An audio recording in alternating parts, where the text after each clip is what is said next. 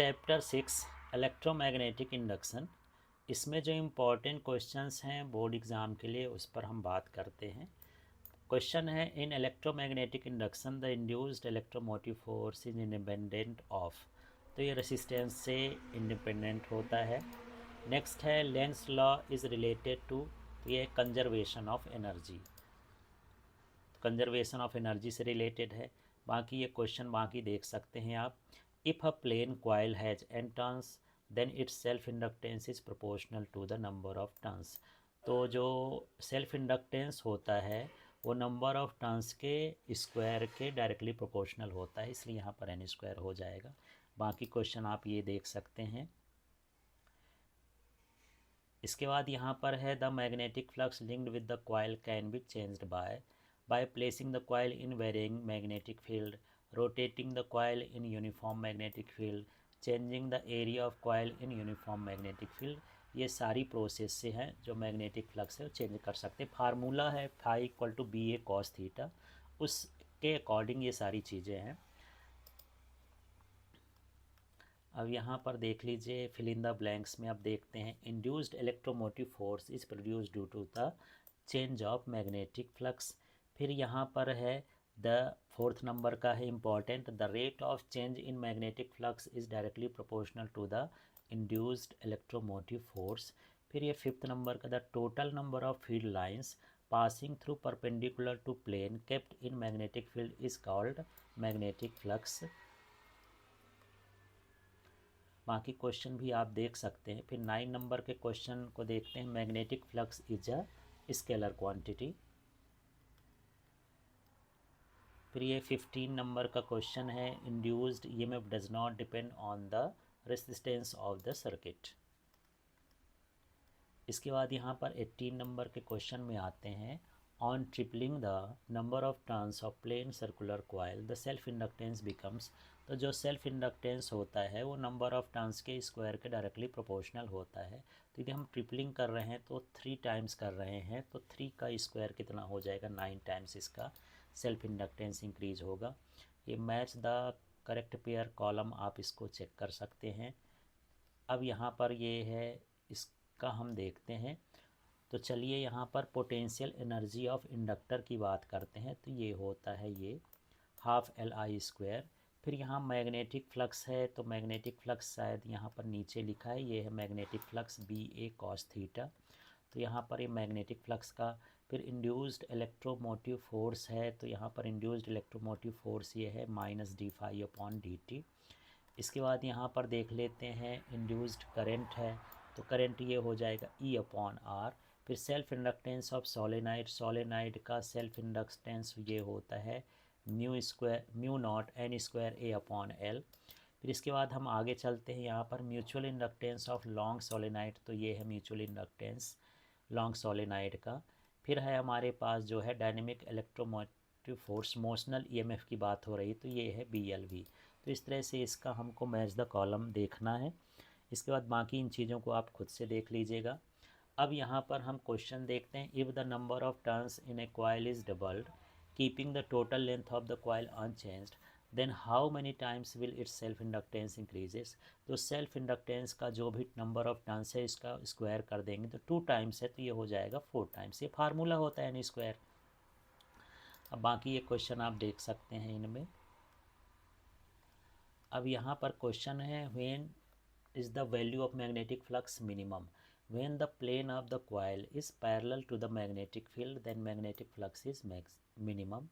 Next question है, mutual induction is used in the construction of. तो ये transformer में यूज होता है इसका। बाकी क्वेश्चन आप ऐसे देख लीजिए। इसके बाद है, which energy is stored in a current carrying coil. तो ये कौन सी एनर्जी करंट कैरिंग कॉइल में होती है, magnetic energy. Next question, if a conductor of length L moves perpendicular to a uniform magnetic field with the velocity v, then what will be the magnitude of its induced electromotive force। तो motional EMF है, तो ये होगा BLV। अब हम यहाँ पर देखते हैं क्वेश्चन में, what is magnetic flux. The total number of field lines passing perpendicularly to the plane placed in magnetic field is called magnetic flux. Same है इलेक्ट्रिक फ्लक्स की तरह। इसका formula φ = B vector dot A vector equal to BA cos theta है। यहाँ पर बता सकते हैं phi magnetic flux, B magnetic field intensity and the A is area of surface, theta angle between the area vector and magnetic field. Next question is what is electromagnetic induction. तो whenever magnetic flux linked with a coil changes, then electromotive force is induced at its ends. This phenomena is called electromagnetic induction. Next question, write Faraday's law related to electromagnetic induction. First law, whenever magnetic flux linked with the circuit changes, then electromotive force is induced in it. It exists as long as the magnetic flux linked with the circuit keeps changing. Second law, the value of induced electromotive force is proportional to rate of change of magnetic flux. Next question, write Lenz's law. In every condition of electromagnetic induction, the direction of induced current is such that it opposes the cause due to which it is generated or produced. यहाँ पर अब next question के लिए हम देखते हैं, बाकी आप इनको देख सकते हैं ये क्वेश्चन। नेक्स्ट क्वेश्चन है write the difference between the self induction and mutual induction. When the value of current flowing in a coil is changed, then the magnetic flux linked with the coil changes, due to which induced current is generated and the same coil. When the value of current flowing in a coil is changed, then the magnetic flux linked with the other coil kept nearby changes, due to which induced current is generated in the other coil. It is known as mutual inductance. Sorry, यहाँ self induction लिखा है, यहाँ mutual induction लिख लेना है। It has only one coil, it has only two coils. Induced current affects the value of main current. In this, induced current does not affect the value of main current. बाकी ये question आप देख सकते हैं, they are not important for this board exams. Why does a spark come out from the switch while closing in a circuit? Electrical circuit को हम close करते हैं तो स्पार्क क्यों आता है, इसको देख लेते हैं। While closing an electric circuit, there is a sudden change in the magnetic flux linked with the circuit, due to which a strong induced electromotive force is generated, and due to high potential difference, the air insulation between the ends of switch breaks. And this is numerical now. When a current 4 amperes flows through a coil itself, if the self inductance of the coil is 100 Henry, then find the value of stored energy. Here current 4 ampere दिया, यहाँ पर जो है self induction 100 Henry है। अब हमको formula निकालना है मैग्नेटिक एनर्जी का या पोटेंशियल एनर्जी का, U equal to half LI²।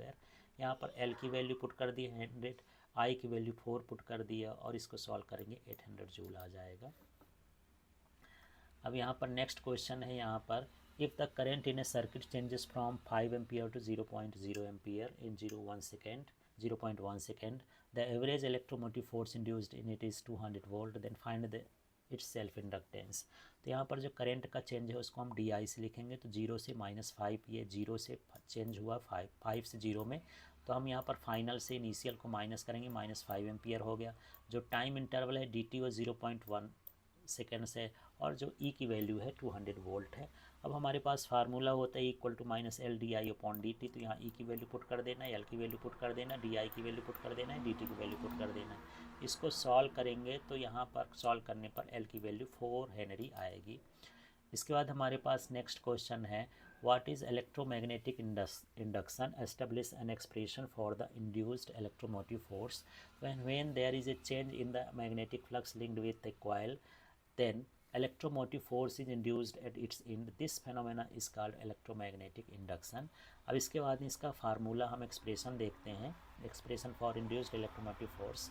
Suppose the magnetic flux linked with the circuit is phi1 at time t and phi2 at time 2.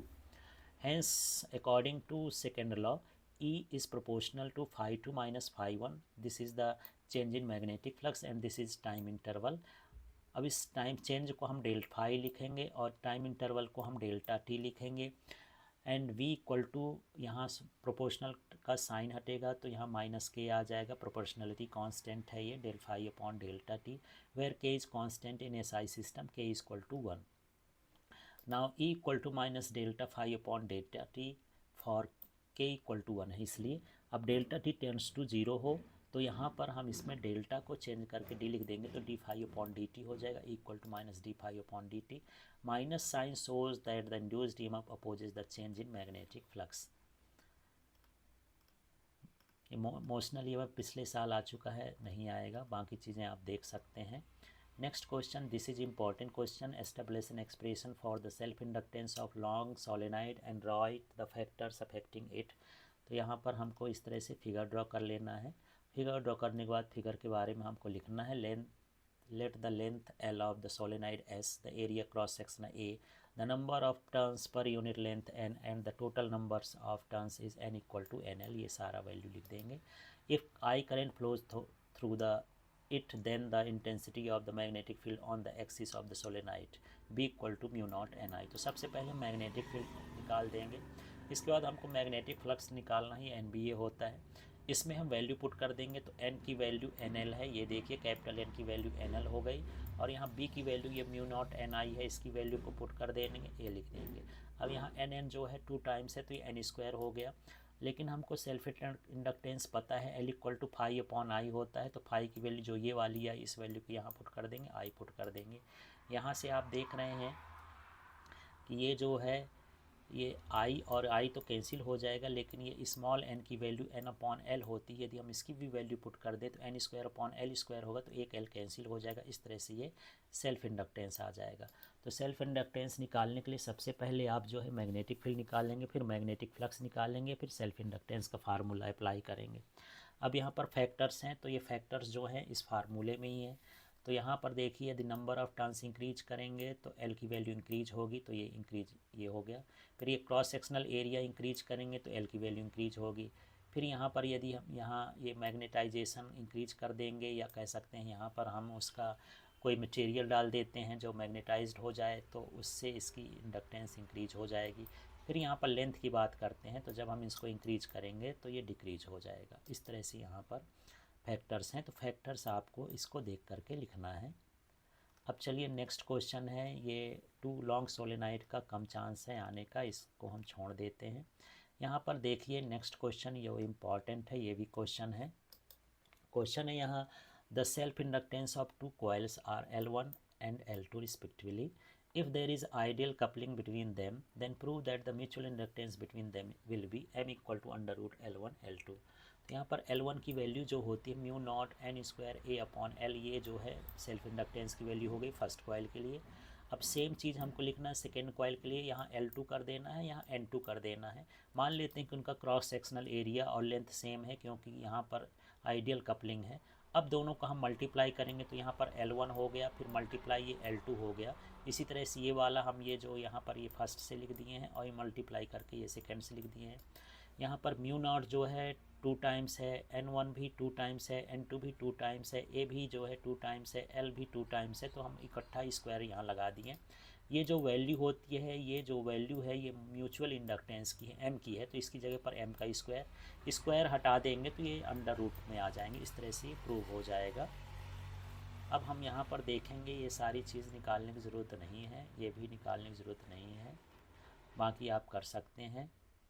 अब next important question for this chapter is that is what is generator, describe its principle and working method. तो यहाँ पर generator a device which converts mechanical energy into electrical energy is known as generator. यहाँ पर generator के लिए आप इस तरह से आप डायग्राम बनाएंगे। डायग्राम बनाने के बाद इसके पार्ट्स लिख देना, इसमें क्या क्या चीज़ें हैं। परमानेंट मैग्नेट है, आर्मेचर है, स्लिप रिंग्स हैं, कार्बन ब्रश हैं। अब इसकी वर्किंग को देख लेते हैं। Suppose ABCD is a rectangular coil, it is rotated in the anti clockwise direction in to the perpendicular axis of uniform magnetic field, then its magnetic flux changes and electromotive force is reduced in its। तो ये electromagnetic induction पर work कर रहा है। तो यहाँ पर ये इस तरह से फिगर के बारे में हमको लिखना है।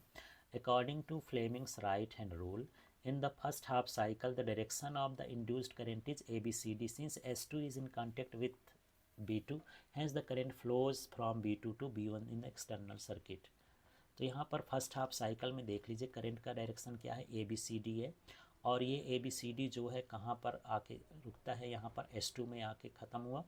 S2 का कांटेक्ट किससे, B2 से, इसलिए करंट B2 से B1 की ओर। इन सेकेंड हाफ साइकिल जो करंट का डायरेक्शन होगा वो हो जाएगा DCBA, और ये आएगा कहाँ पर, S1 पर, और S1 का कनेक्शन B1 से, इसलिए करंट B1 से B2 की ओर फ्लो होगा। यही चीज़ हमको यहाँ पर लिखना है। तो देखिए in second half cycle the direction of the induced current is DCBA since S1 is in contact with B1 has the current flows from B1 to B in the external circuit. अब यहाँ पर देखिए when the plane of the coil is parallel to the magnetic field then the value of induced current is 0, and when it is perpendicular then the value of induced current is maximum. In second half cycle the direction of current changes clearly, alternating current flows through the external load whose frequency is equal to the frequency of the armature।